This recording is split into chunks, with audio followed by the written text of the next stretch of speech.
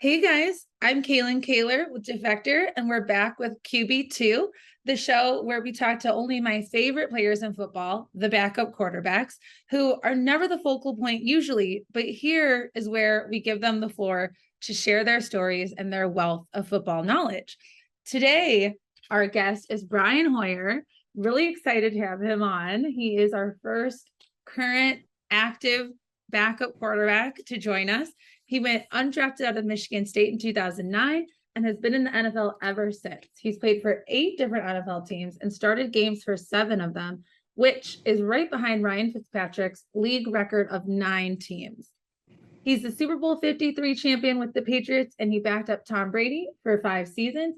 He's currently in his 3rd stint in New England, which is very unique, I would say. Welcome to the show, Brian Hoyer. Hi, thanks for having me. Hey, awesome. Well, welcome. So you're in Vegas right now. You're joining us from Yes. Vegas. Yes. How have the joint practices been with the Raiders? Hot. I would say I'll start off with that. It's very hot. This is actually my first time in Vegas, so unique experience to come out here and practice against the Raiders, try to get better. Obviously, a lot of connections with Josh being the head coach, a lot of familiar players, and it's been fun for us. I mean, I always think you can get a lot out of joint practices. You get to, run your plays against someone else other than your own defense in an atmosphere where maybe they're experimenting on a few things, maybe we're experimenting on a few things, something that you wouldn't generally run in a preseason game. So there's a lot to get out of it. I think we've had a great 2 days, and now we play them tomorrow night, and that'll be the end of the preseason. So while we're on the topic of joint practices, I don't think there's been any fights in Vegas this week, but last week was pretty contentious with the Panthers, and you guys were joint practicing with them. And it's not just those practices. I mean, across the league this year, we've seen, I feel like, a lot of fights go down in joint practices. Why are they so heated and kind of prone to that? Well, I think first and foremost, this time of the year is a very competitive time of the year. People are fighting for jobs, fighting for their livelihood, for positions on the team. So I think that's into it. And then also, it's like I said, it's a very unique opportunity where you're going against another team, and it's not a game. So the tempo. Some teams practice harder than others. I would say, coming out to Vegas, knowing how they're coached, very professional coach, and Josh, who's been in New England for a long time. I think we knew there wouldn't be any issues. And it was a great week. And I think really, like we always talk about, we're not here to fight. We don't really get anything out of fighting. Yeah. We're here to practice and try to get better as a team, as an individual. And obviously the quarterbacks we're staying out of it anyways. So, Yeah. I think, it gets hot, it gets competitive. It's that time of year, people are in the trenches, and, it's unfortunate. If that were to happen in a game, those people would be ejected. So I think there's a little bit less of, you're not really going to get in trouble if it happens. So thankfully we came out here and had a productive week with the Raiders. And I think we knew that would be the case with their leadership. So I want to ask one more question about that, because you just mentioned, like, as quarterbacks, you're wearing the red jersey. You are not Yeah. supposed to get hit or touched at all during this time of year, especially in practice. So I know with, like, baseball relievers, like, when the bench is clear, they will, like, run across the field, like, from, where they are. So is that, like, what is Yeah. expected of you guys? Like, obviously you can't get near it, but, like, are you expected to kind of, like, be the peacemaker, or is there anything expected of you in your role? I don't think so. I remember at one point last week, Max started running. I just grabbed him by the back of his shoulder pads, and I was like, "You stay right here. You're not going to do anything good being over there." So I think for us, it's just better not to be around. Those are Yeah. large men that are getting in those scuffles, and you never know. Someone gets thrown off and it hits you in the leg or the knee or whatever it might be. I mean, it's just not worth it. Yeah, totally. So I want to ask you a question I like to start with all of my guests on this show is just kind of the beginning of your career. So I know you had expectations of being drafted when you entered the NFL. You ended Sure. up going undrafted and you signed in New England, which was a great spot for you to land. But can you tell me, like, what were your expectations when you came into the league for what your career might be like, and how have they evolved over time as your career has gone on? Yeah, I think it's constantly evolving. I think obviously you hope of getting drafted. I didn't get drafted, and then I remember my agent calling me and be like, "Hey, I think New England really likes you. And I go and I look at the roster. They already had two other backups. I'm like, you're crazy. Why would I go there? He goes, just trust me. I have a good feeling about it. I have a good relationship with their, personnel, and they really like you. And I said, okay. I think the mindset I had going into that was I'm going to get to play for, the greatest coach, and I'm going to get to play behind the greatest quarterback. And even if I go there and just learn from those two guys, then it'll be a great experience. And I think, when you're undrafted, you're like, man, I hope I can even just make the practice squad. And then I went in there and I worked hard and I learned a lot. And as weeks went on, I kind of moved myself up the depth chart. And eventually, as a rookie, undrafted, I was Tom's backup, literally the year after he tore his ACL in 2008. And it kind of didn't hit me until after the season. I was like, wow, like I was one snap away from being the starting quarterback as an undrafted free agent for the New England Patriots. But I think, Yeah. I look back and like, had I been drafted to some other team in some bad scenario, like, instead of sitting here talking to you right now, I might have played 2 or 3 years and been out of the league. It was such a valuable learning experience to not only learn from Coach Belichick and Tom, but, Bill O'Brien was our offensive coordinator at the time, another great coach. So, I guess my agent was right with that one. Yeah, good advice. Good advice by him. Um, so what you just mentioned, like, if you'd landed somewhere else, like you might not have the career you have today. So I wonder what word would you use? There's so many words we can use when we talk about, quarterbacks. Josh McCown said he actually liked the term journeyman. Drew Stanton chose the word survivor for himself because he sees himself as surviving in the league. If you had to choose like one word Sure. to describe your career, what do you think you would pick? Yeah, I think a combination of those two. I mean, I think journeyman is in the media sometimes used as a negative thing, but to me, then you look at like what Drew said, my fellow Spartan, like to survive in this league is not easy, especially at the quarterback position. So, and you talk about how do your expectations evolve. I mean, as an undrafted rookie, you're just hoping you make the team, and then after you're there for a few years, like, well, man, like Tom's probably going to play for a while. Like, I want to make a name. I want to try to be a starter somewhere, somehow, and eventually you get that opportunity and you try to take advantage of it. And for me, I've had that opportunity in a few different places and had its ups and downs. And then, now you get to where I'm at now, where, I was kind of explaining to someone the other day, like when you're a young backup, you're trying to become a starter. And now when you're an older backup, you're just trying to be a mentor and help with as much as you can, whether obviously with the quarterback room or the receiver room or whatever it might be, just from your experiences that you've gained over the years. Yeah. And I was going to ask you, you mentioned now as an older backup, you might not necessarily have that mindset of I am going to be a starter someday. So is it possible? Yeah. I mean, I think a lot of us look at this job, like your job right now in particular, and we're like, that's a great gig. Like he makes great money. He doesn't have to have the injury risk every Sunday. But I wonder, like, do you still have that competitive drive? Like, is it possible to be satisfied in the role that you're in right now? Yeah, I think you just have to look at it for what it is, really. I mean, in my 14th year, is anyone going to give me a chance to be the starting quarterback? Probably not. But I love playing football, and I love playing football in New England. And so I was afforded that opportunity, and I wasn't going to say no. I really enjoy it. I love the game, and I know eventually sometime it'll end. And it's funny, every retired person I ever talk to, they always say, do it until someone tells you you can't, because when it's gone, it's gone. And I think for me, I'm in a great situation because I'm with a young quarterback who I really love working with. He's a great, Mac's great. He works hard. He asks a lot of great questions. He's everything you could ask for in a young quarterback. And to get to be there along the ride and see his progression from, rookie, earn a starting job, play an entire season. Now here he is in the second season and see the command that he's taking. It's been a fun part of my journey. Yeah, absolutely. So now that you're back in New England for a third time, not a lot of players can say that. Obviously, this is a new era for the Patriots because Tom is no longer there, and that's different for you in this third time around as well. So how is it different? Like, how is the team different without him? And has Belichick changed or evolved at all now, in your third stint here? I think it's always evolving, really. I mean, I get this question a lot now, obviously, with Josh leaving, like, what's the offense like? And I was like, well, to be honest with you, the offense was different every year I was there. Obviously, you have a foundation, but you evolve to your players, your coaches. Those things are always evolving. And if you don't, you're going to lose because the other teams are evolving too, and they're figuring out what you're doing. So I think it's just this entire evolution of, like you said, Tom leaves, but Max here, what's he do really well? Like, well, let's do Mm-hmm. that. Or what do our receivers do? What do our tight ends do well? And I think you're always evolving, and that's the best thing you can possibly do, is to try to evolve with the times and with your players. So I think each year is a different, I look at it from a different perspective. One year we had, Gronk. Well, this year we have Johnny and we have Hunter. So how are you going to use those guys to their best of their ability? So year in, year out, from team to team, I would say, you have your foundation, but you're always trying to figure out what fits your players the best. Mm-hmm.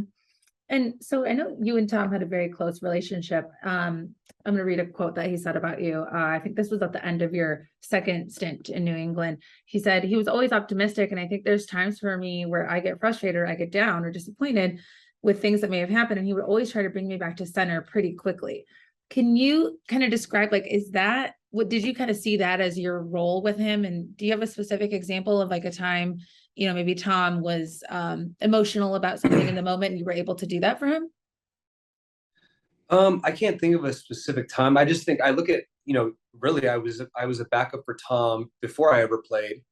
And then I left and I was a starter for several teams. And then I came back, and I think we always had a great relationship. But I think when I came back and I was his backup the second time around, I had something to offer to him. Whereas the first time I was just learning, and I had a lot of experience to offer to him. And I would say, hey, look, like when I was in San Francisco, we ran this play, or, we attacked this coverage this way. And I think, him being in the same system for a long time, you kind of start to see things a certain way.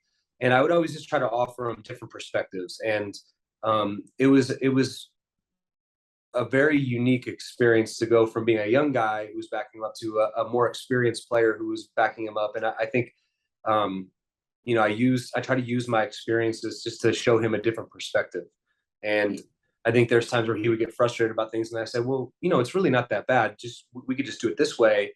I can't think of a specific example, but I just think he valued my opinion so much more the second time around, rightfully so. The first time I didn't have anything I was just learning from him. And I think that was a great collaboration. Yeah, that's really interesting. So the first time around, as you described earlier, you're an undrafted rookie. You are the only quarterback behind Tom. It's just you. Yeah. A lot of teams, if I were to scan rosters, in October when the season's going, a lot of teams are keeping 3 quarterbacks. It's not super common to just have 2 on the roster. So I guess it's a 2-part question. What is the strategy there? Was it just because like Tom was so good that they, didn't want to use an extra roster spot on another quarterback, or what did you know about that?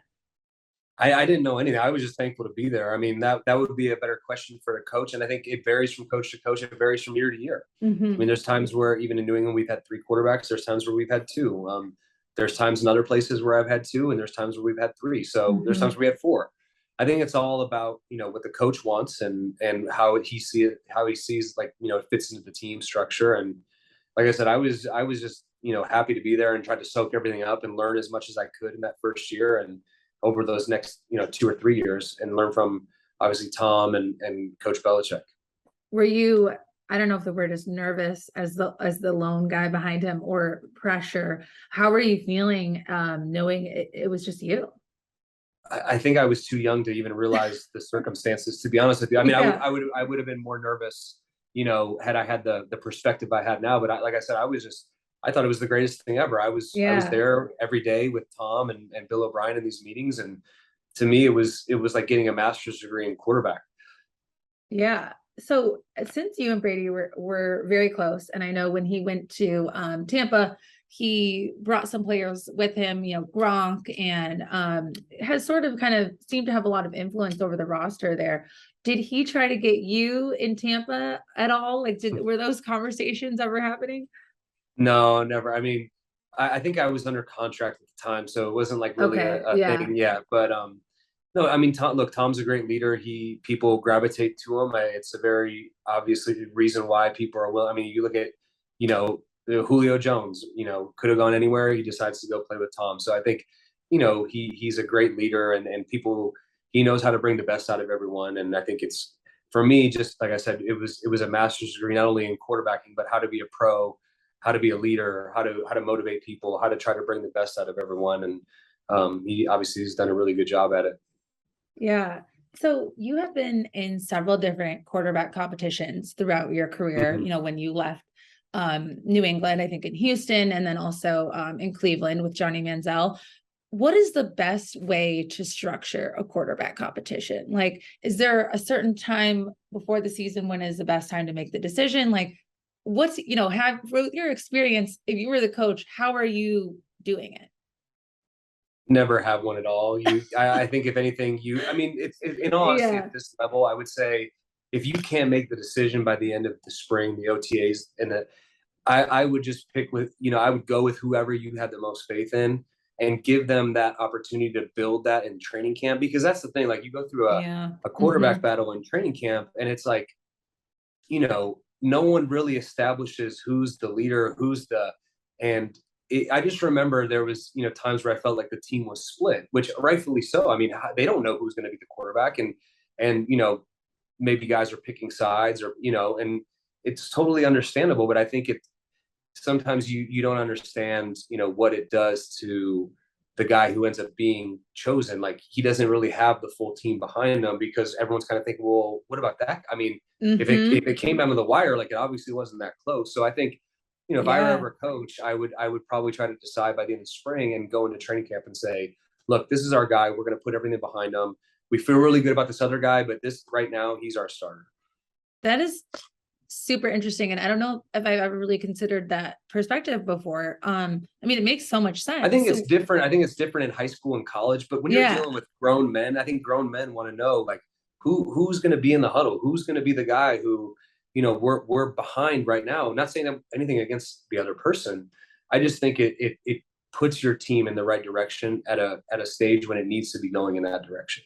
so when you say like you've noticed a split among players and you're not sure, the guys don't know who to support, how do you actually notice that? Like, if someone is if a receiver is more aligned to the other quarterback that you're competing against, how does that present itself to you? How are you picking up on that behavior wise? I just think I remember times where, like, a receiver would be in like a line waiting to do a drill, and he would bump back to go with me, or someone would go. I think things like that, like, man, I haven't really got a lot of work with this guy, and maybe it was subconscious in a way. Yeah, I don't think it yeah, was anything like ill intent. It's just, man, like, if this guy's going to be the quarterback, like, I want to get more work with him. yeah. Those type of things. Yeah. Was there a situation in your career that was like the strangest demotion or promotion that that you experienced? Does one stand out to you?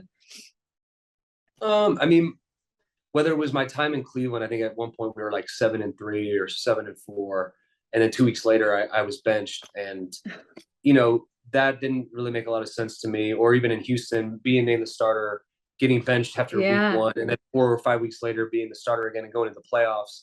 And obviously, I like that playoff game, self-admittedly, the worst game of my career at any level. And then you're literally gone the next year to a different team. I mean, I think a lot of that has to do with what your people's perception is of you. So, here he is, he's an undrafted guy.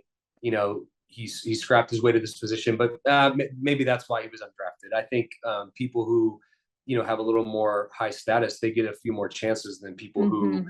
maybe didn't have a first round, second round draft, grade on them.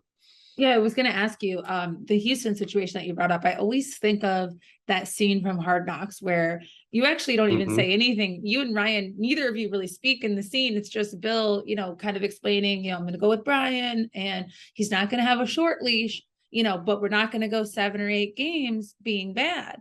And then Right. you're benched in the fourth quarter of your first game. So I'm wondering, Right.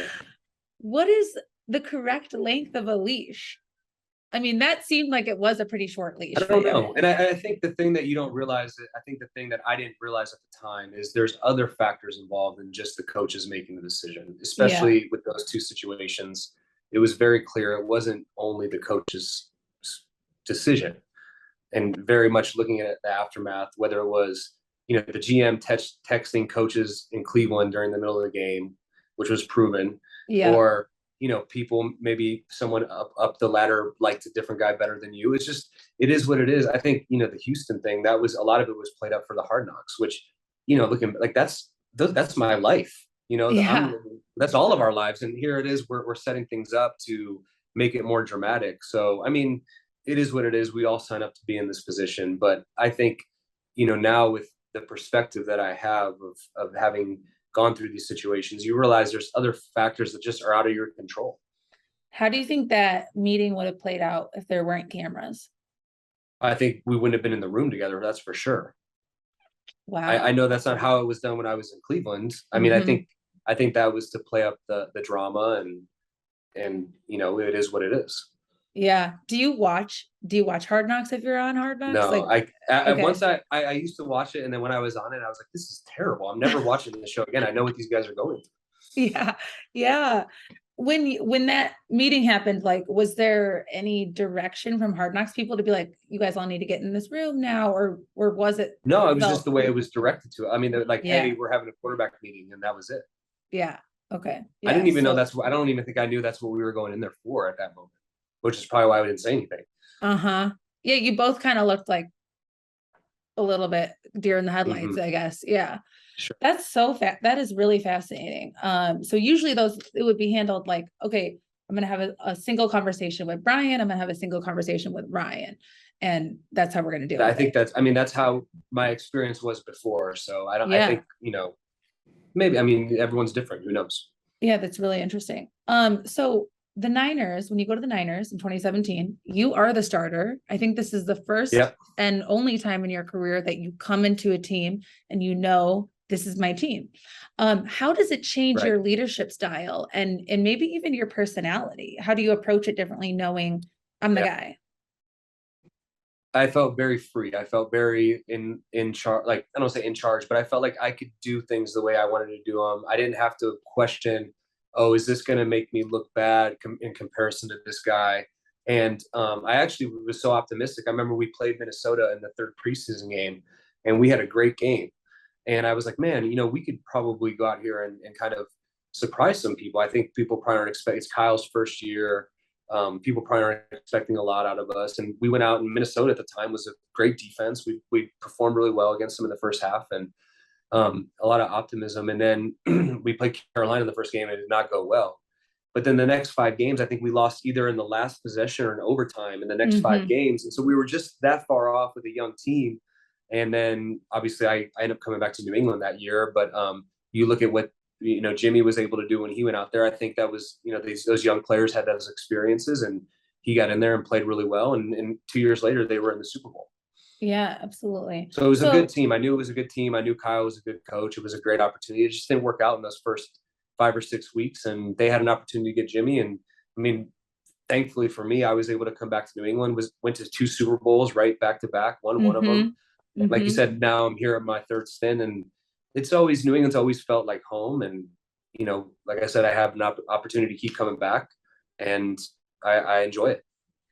Did you have any indication that trade was going to happen that season? Or okay, yeah, I you're just was like, literally I am we my wife and I tell a story. I literally had taken my son to go get a Halloween costume. It was like Monday, uh-huh. and I had just seen Kyle leaving the building, and I was like, all right, see you tomorrow. I was like, yeah, see you tomorrow.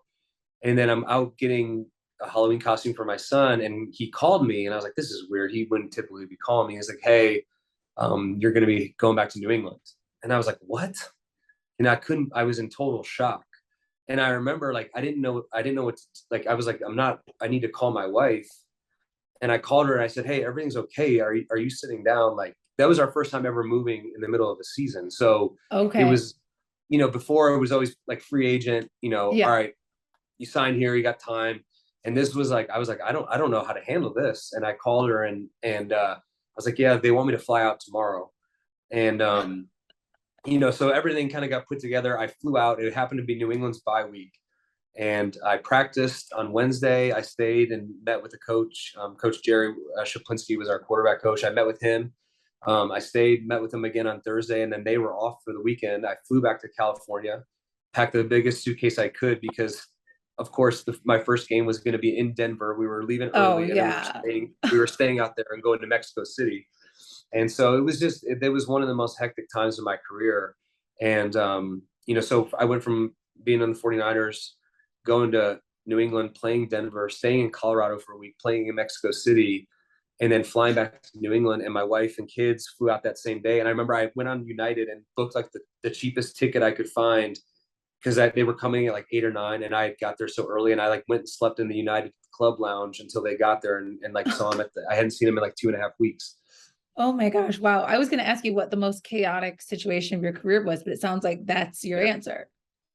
Yeah, Yeah. that was definitely it. And I think, and I'm sure the more you talk to guys like us, you'll find like our spouses, my wife has been incredible, and being Uh-huh. able to, attach, detach from one place to another. But that one was definitely the hardest because it was so unexpected. I think in years prior, okay, you're going to be a free agent. You're going to be going somewhere. Mm-hmm. And this one in the middle of the season, it was the one that affected my kids the most too, because they were a little bit older.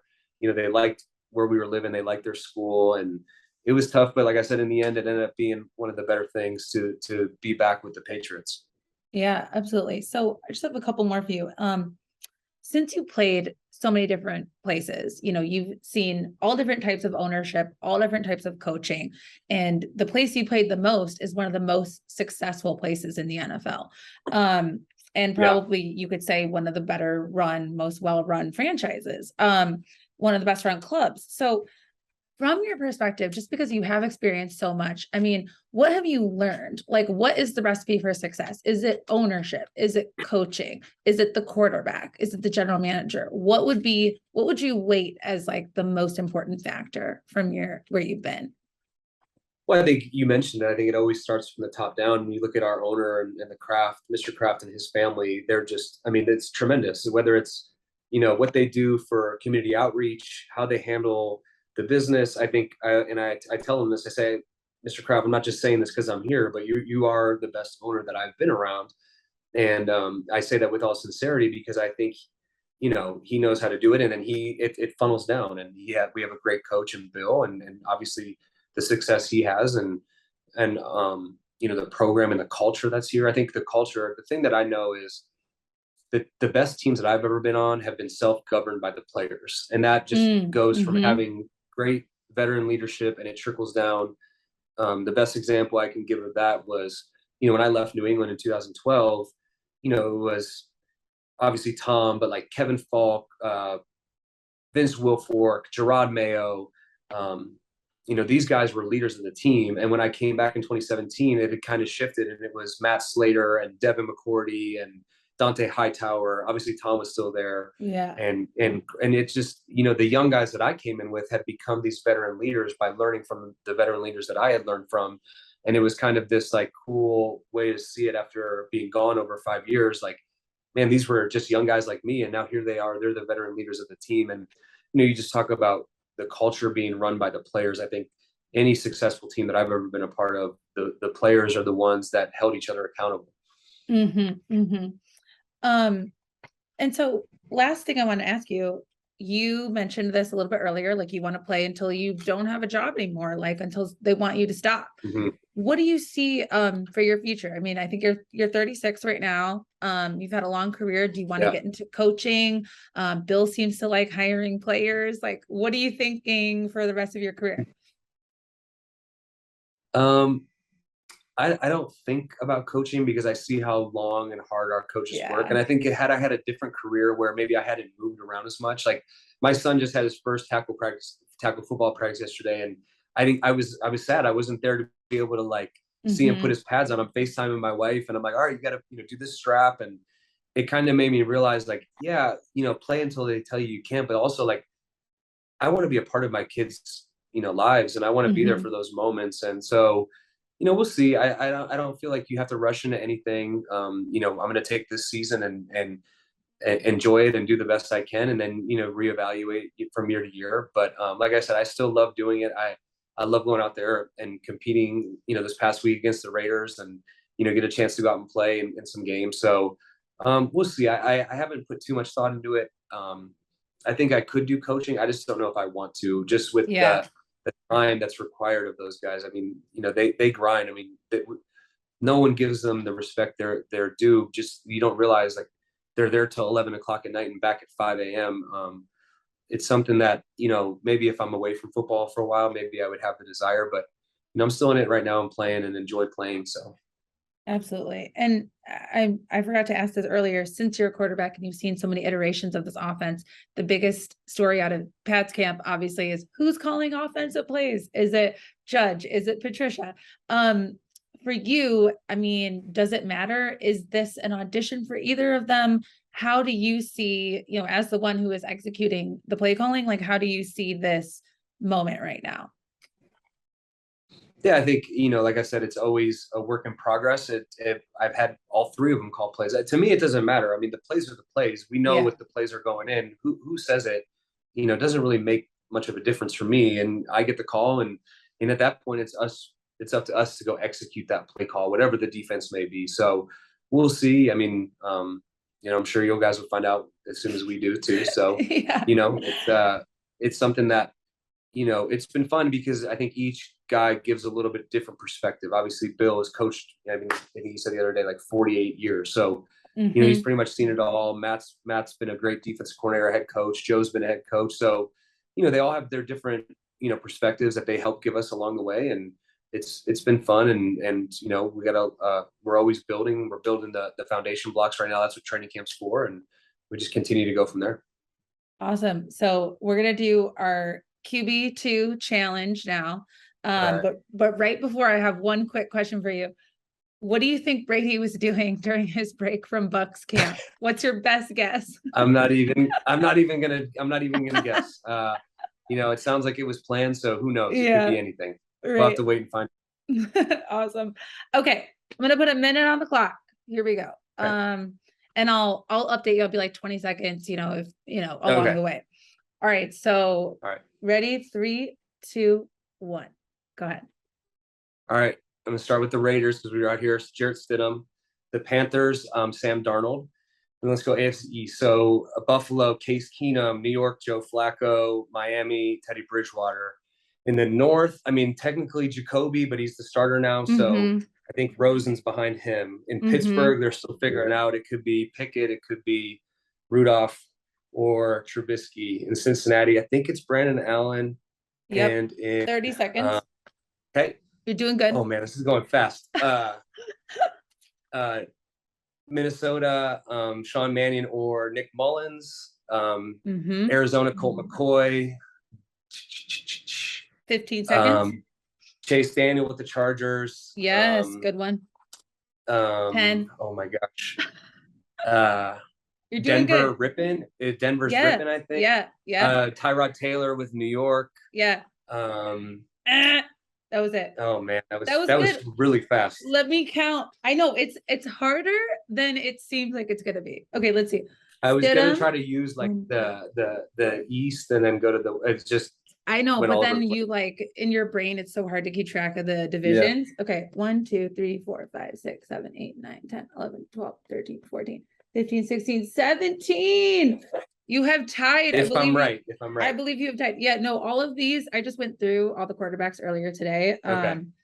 And all of these are on a roster. These are all correct. Right. And you were smart with Pittsburgh because all of them count because none of them are the starter yet. Yeah. So that was a smart one. That was really smart.